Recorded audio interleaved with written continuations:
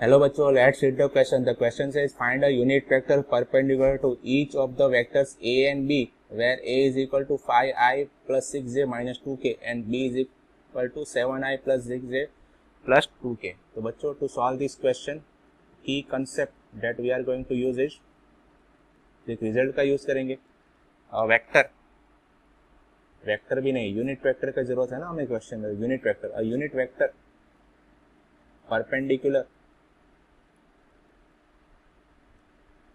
perpendicular to both vector A and B is, तो वो क्या होता है? वो होता है vector A cross vector B divided by magnitude of vector A cross B. ठीक है, तो इसी फॉर्मूला का यूज करेंगे. A और B दोनों हमें गिवन है, तो स्टार्ट करते हैं.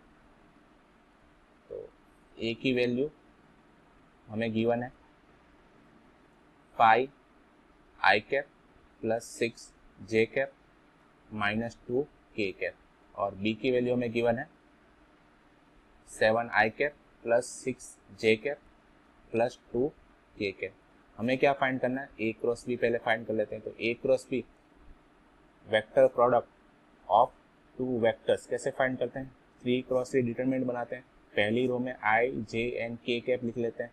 फिर क्या करते हैं? फर्स्ट रो में पहले हमने क्या लिखा है? वेक्टर ए लिखा है, तो ए की कंपाउंड से लिखते हैं 1 बाई 1. तो यहाँ पर 5, यहाँ पर 6 और यहाँ पर -2. सेकंड हमने लिखा है वेक्टर बी, तो बी के कंपोनेंट्स लिखते हैं सेकंड रो में.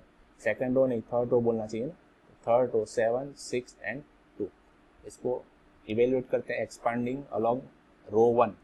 तो रो 1 के अलोंग मैं एक्सपांड कर रहा हूँ डिटरमिनेंट को सॉल्व करने के लिए. तो 6 2 जा 12 माइनस ये 6 इंटू -2 हो जाएगा -12, तो माइनस माइनस प्लस का 12 हो गया. देन माइनस जे कैप इंटू 5 2 जा 10 माइनस 7 मल्टीप्लाइड बाई -2, तो -14. ये -14, ये माइनस प्लस 14 हो गया. प्लस के कैप इंटू 6 5 जा 30 माइनस 7 6 जा 42.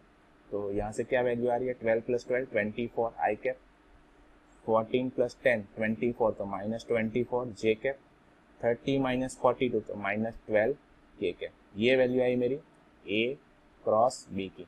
तो ये यूनिट ये वेक्टर तो है which is perpendicular to both a and b, but हमें यूनिट वेक्टर चाहिए. तो इसके लिए क्या करेंगे?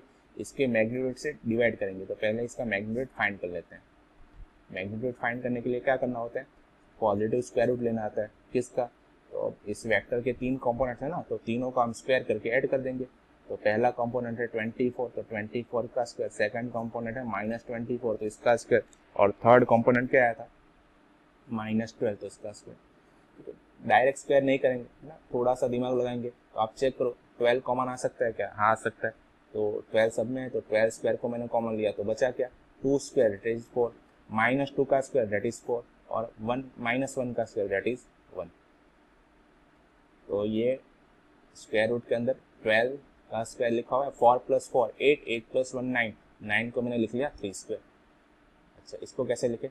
12 मल्टीप्लाइड बाई 3 होल स्क्वायर. तो ये 36 का स्क्वायर लिखा हुआ है और इसका स्क्वायर रूट करना है, तो ये आ जाएगा 36. तो इसका मैग्नीट्यूड क्या आ गया? 36. तो required unit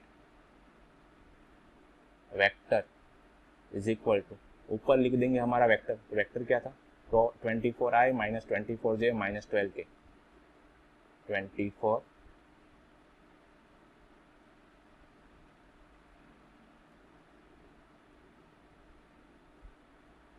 24i minus 24j minus 12k divided by, यहाँ पर क्या आ रहा है? यहाँ पर आ रहा है हमारा मैग्नीट्यूड आ रहा था 36. अच्छा, ये 36 सबके नीचे जाएगा. 24 एंड 36, 12 का टेबल याद है आपको? 12 2 जा 12 3 जा, माइनस अगेन 12 का टेबल बोला तो 2 जा 3 जा, 12 का टेबल बोला तो 1 जा एंड 3 जा. तो यही हमारा final answer. Hope you understood it well. Best of luck.